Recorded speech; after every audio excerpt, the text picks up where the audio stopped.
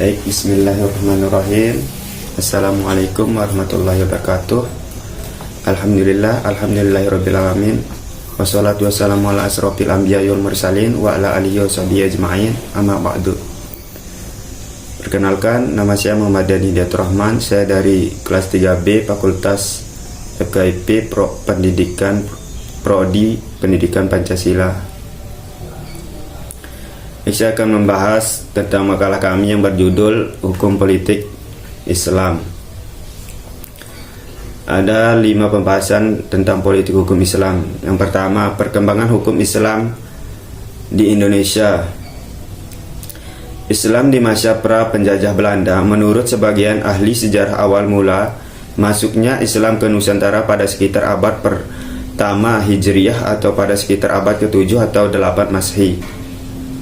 Gerbang masuknya Islam ke Nusantara melalui kawasan utara Pulau Sumatera, yang mana kawasan ini dijadikan titik awal keberangkatan gerakan para pandangan Muslim untuk berdakwah ke Nusantara.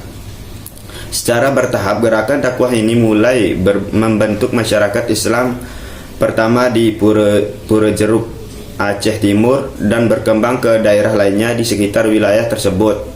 Kemudian diikuti dengan berdirinya kerajaan Islam pertama di tanah air pada sekitar abad ke-13 dengan nama Kerajaan Samudra Pasar yang terletak di wilayah Aceh Utara.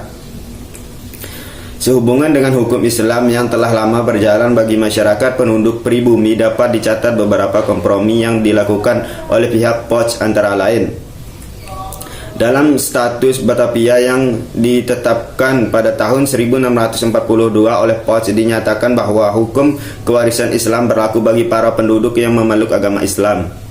Adanya upaya kompilasi hukum kekeluargaan Islam yang telah berlaku di tengah masyarakat. Upaya ini diselesaikan pada tahun 1760. Kompilasi ini kemudian dikenal dengan Compendium Praeger.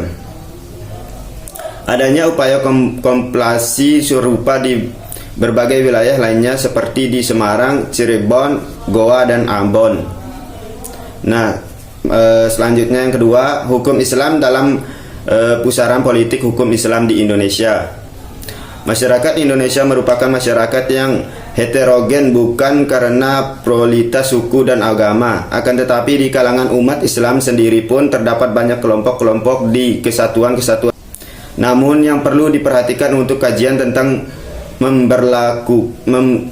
pemberlakuan hukum Islam di Indonesia adalah apa yang sesungguhnya dimaksud dengan hukum nasional. Secara sederhana, hukum nasional adalah hukum bagi seluruh warga negara Indonesia, di mana hukum positif tersebut berasal dari hukum adat, hukum Islam, hukum Barat, dan hukum internasional.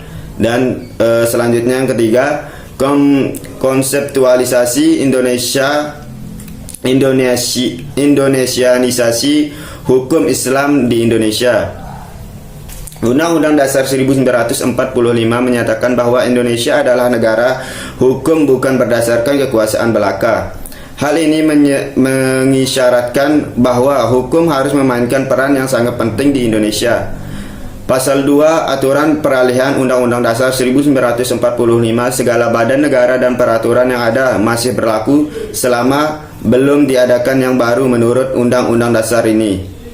Artinya secara konstitusional hukum Islam tetap berlaku seperti masa sebelum kemerdekaan. Yang keempat, kajian hukum Islam dalam kurikulum perguruan tinggi. Ketika didirikan di Yogyakarta pada 1950, berdasarkan PP atau Peraturan Pemerintah Nomor 34 1950, pengurusan perguruan tinggi agama Islam negeri atau PTAIN beralih menjadi IAIN dengan menggabungkan Akademi Dinas Ilmu Agama atau ADIA di Jakarta pada 1960. Selanjutnya berkembang menjadi 14 IAIN. Pada pertengahan 1970-an, di berbagai penjuru tanah air, ekstensi fakultas syariah tetap bertahan dan dikembangkan.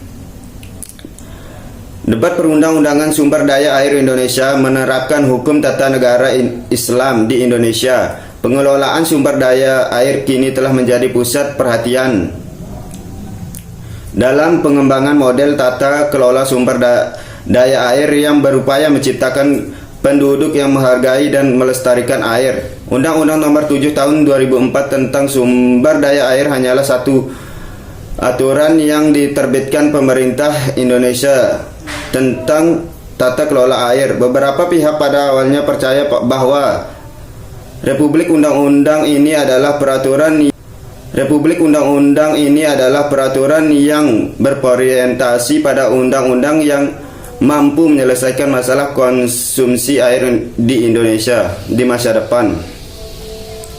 Nah, mungkin itu saja. Kurang dan lebihnya saya mohon maaf. Wabillahi taufiq wal hidayah. Assalamualaikum warahmatullahi wabarakatuh.